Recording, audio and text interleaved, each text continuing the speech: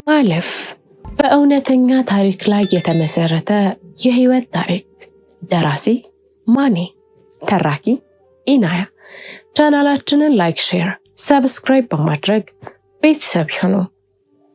አብራችሁን ቆዩ። ክፍል 1።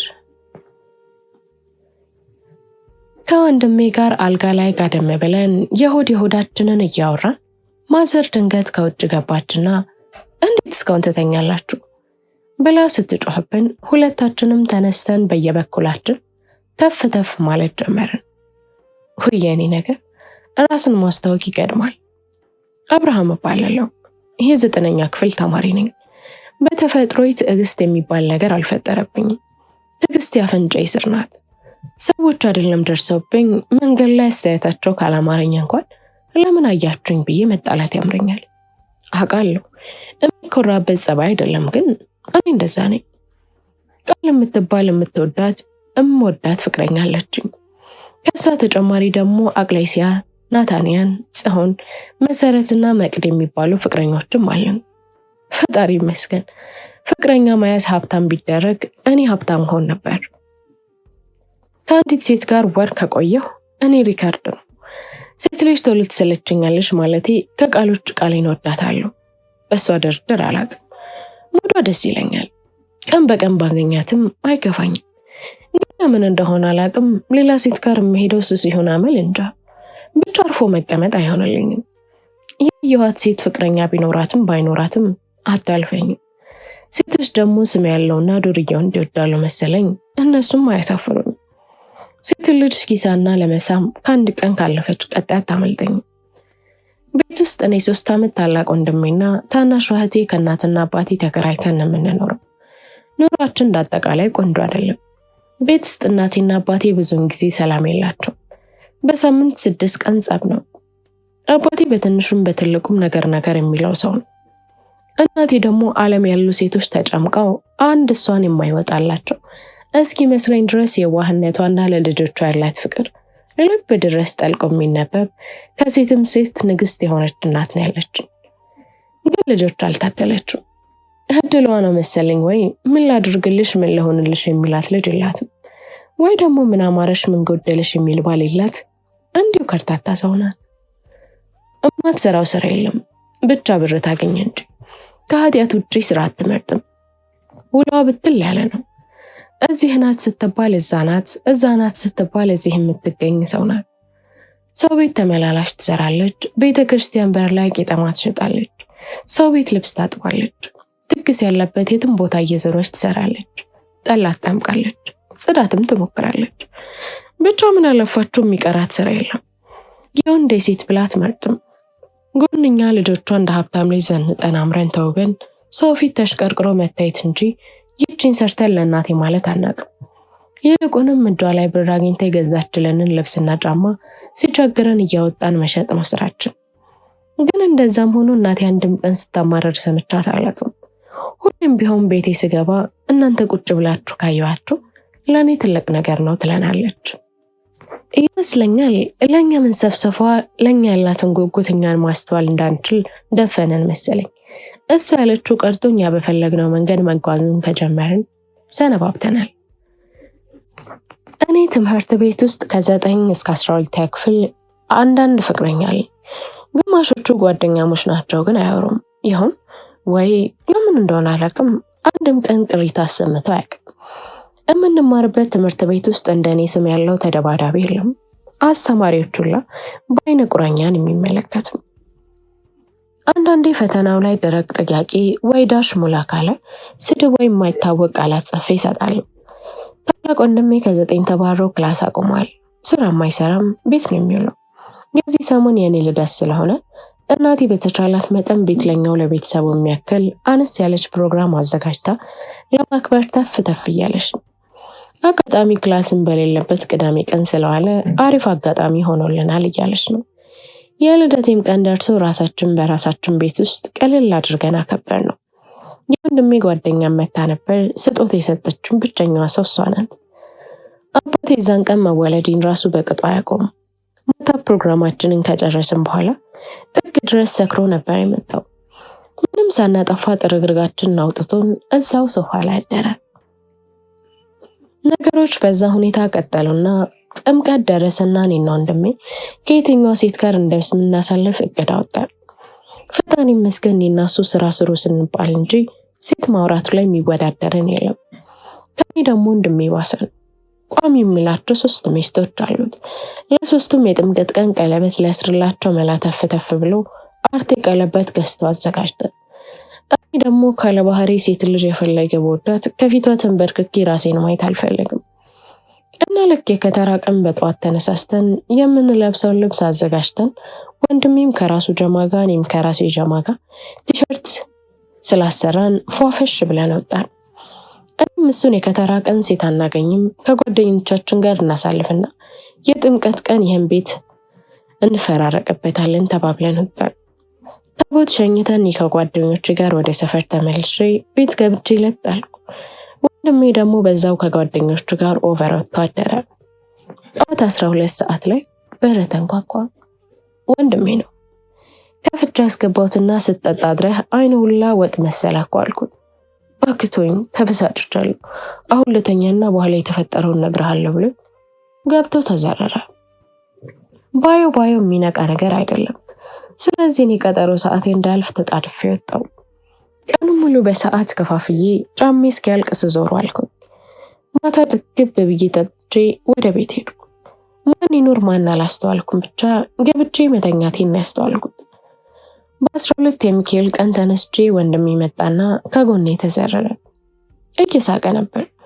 ከወትሮ ፈገግታ በፈገግታ ሆኖ ሳየው ምን ተፈጠረ ብዬ ጠየቅኩት።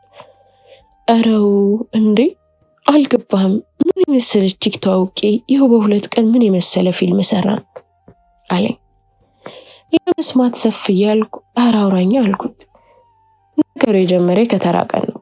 የከተራ ቀን ከጀማው ጋር ፋሲል አመሻውና ወደ ቤት ልመጣ ስል የጓደኛዬ ሚስት ዛሬ ኦቨር ካልወጣን የኔም ጓደኞች ይመጣሉ አለች። እኔ ደግሞ ታውቃለህ ለዚህ ችግር የለብኝም እስታይል ብዬልህ ከነሱ ጋር ኦቨር መውጣት።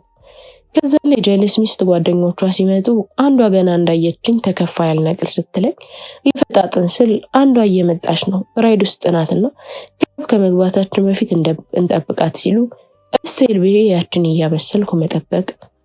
ከዛለ አባቴ ልጅቷ ከች በቃ እንደመጣች ከኋላ ነው ጸጉሯን ያየሁት። እሷ ቆሟ ለራይድ ብር እየከፈለች እኛ ከኋላው ቆመን ነበር። ከይተውን ጥቁር ቆንጆ ትሆን አስቀያሚ ሳላየት እኔ አንተ አንዱ ፍዝስ ብዬ ቀረሁ። ገና ፊቷን ሳታዞር አጠገብ ያለችው ልጅ ደበረችኝ የሚል ፊልም የምሰራ ይመስል አፌን ከፍቼ እያየኋት ዞራ ሁላችንንም ሰላም አለች።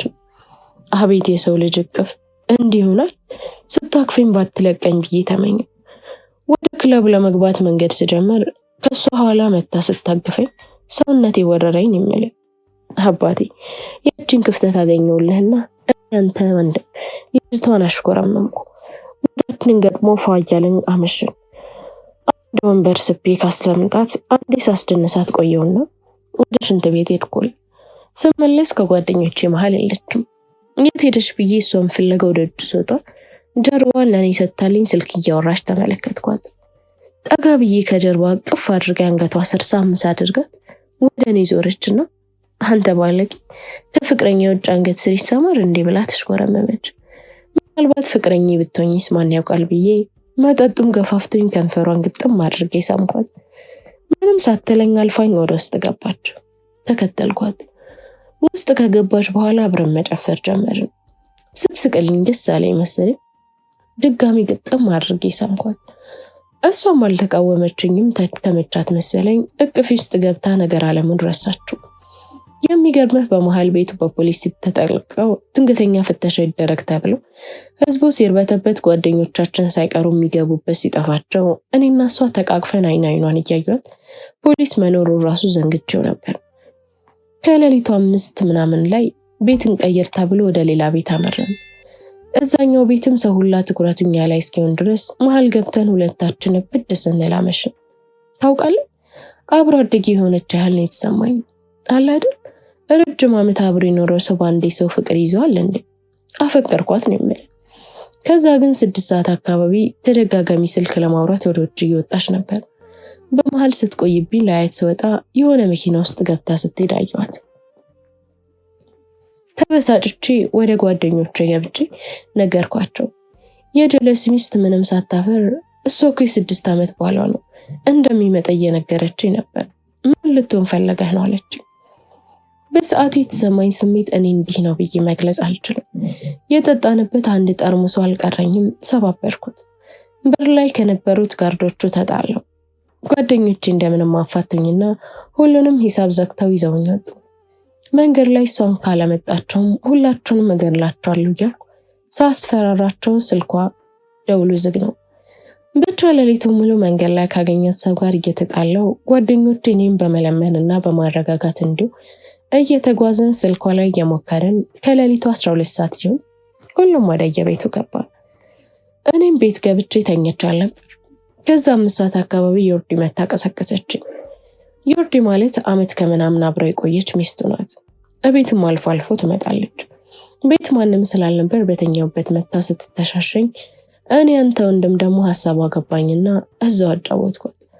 ልጅቷን ቀኗን በጥሩ ጀመረች መሰለኝ። ፈገግ እያለች ዛሬ ነኝ መጋብዝህ እና እንውጣት ትለኝ።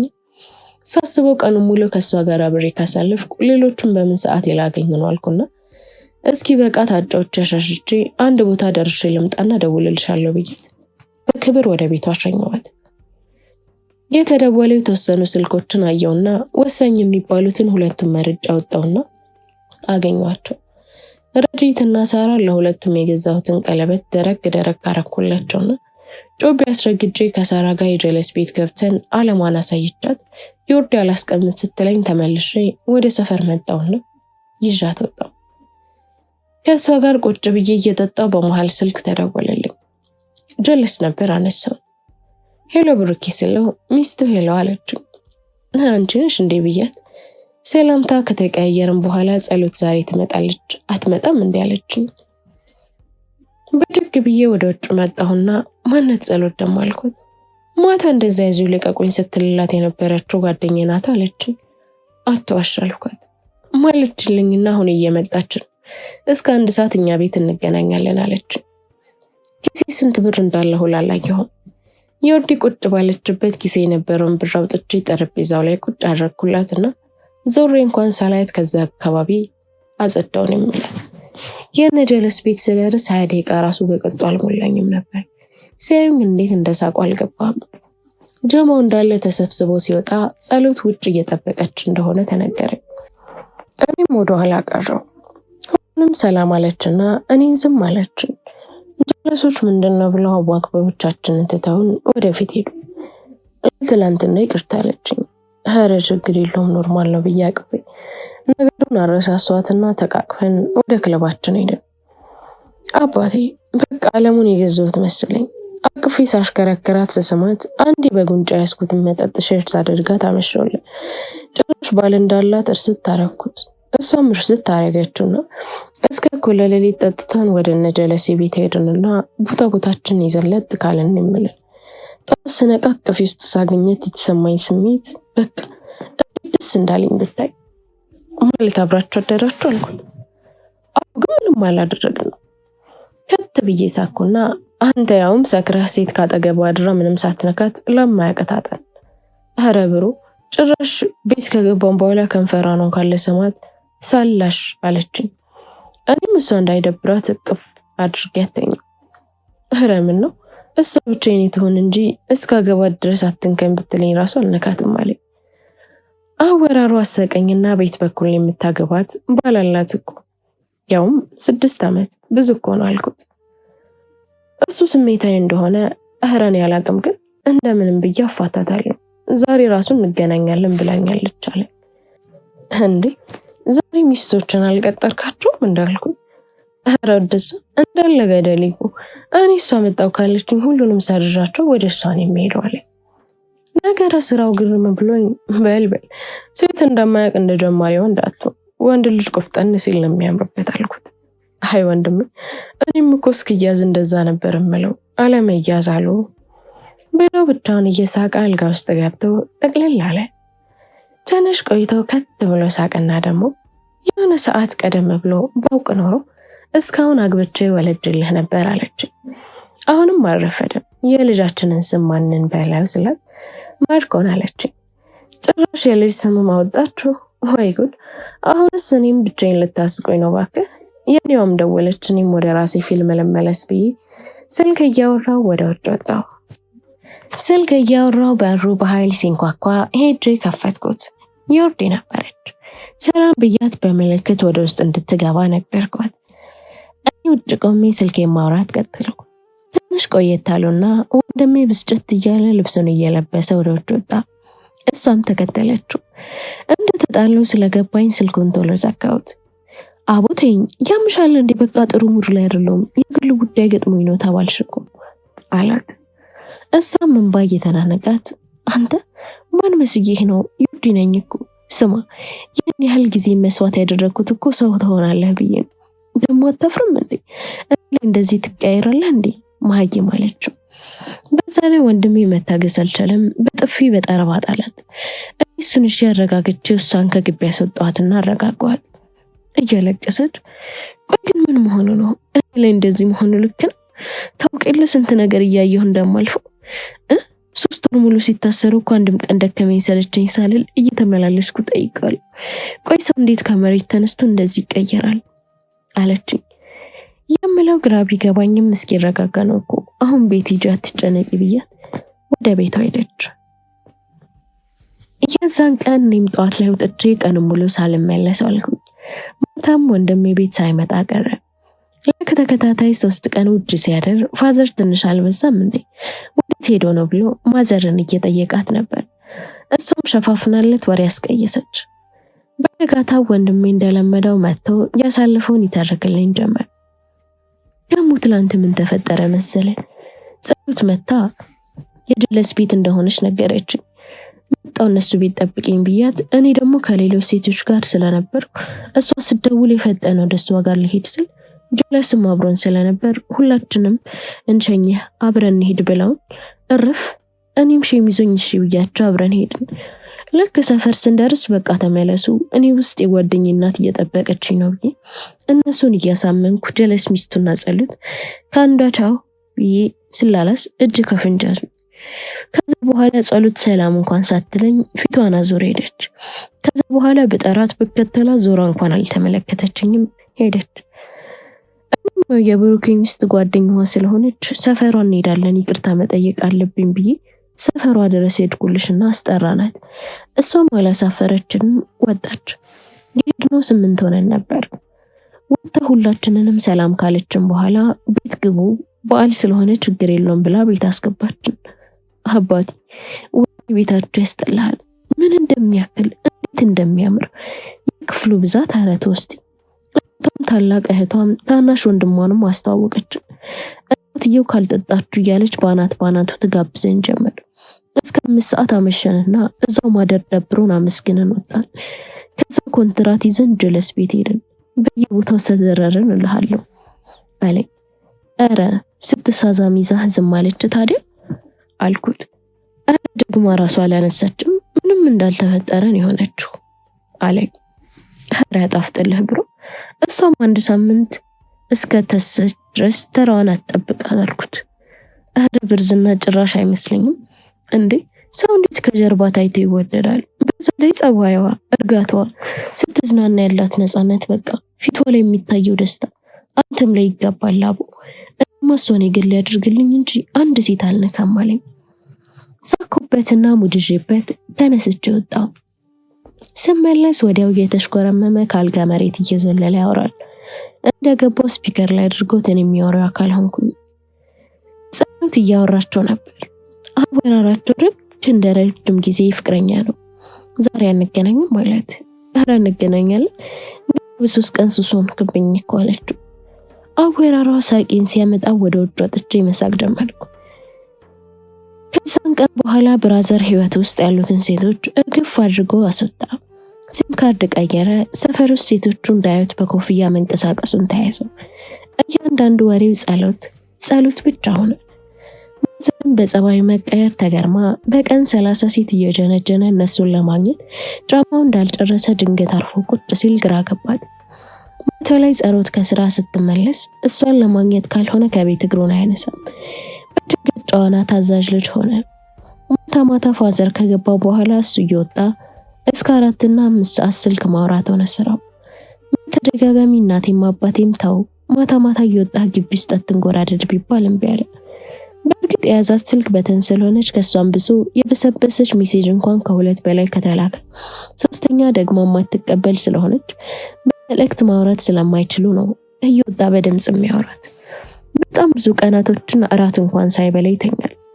እሱ ስልክ አውርቶ ሲጨርስ ቤት ራት አልቆ ፋዘርና ማዘር ወደ መኝታቸው ወጥተው እያግረመረመ ነው የሚጠብቁት።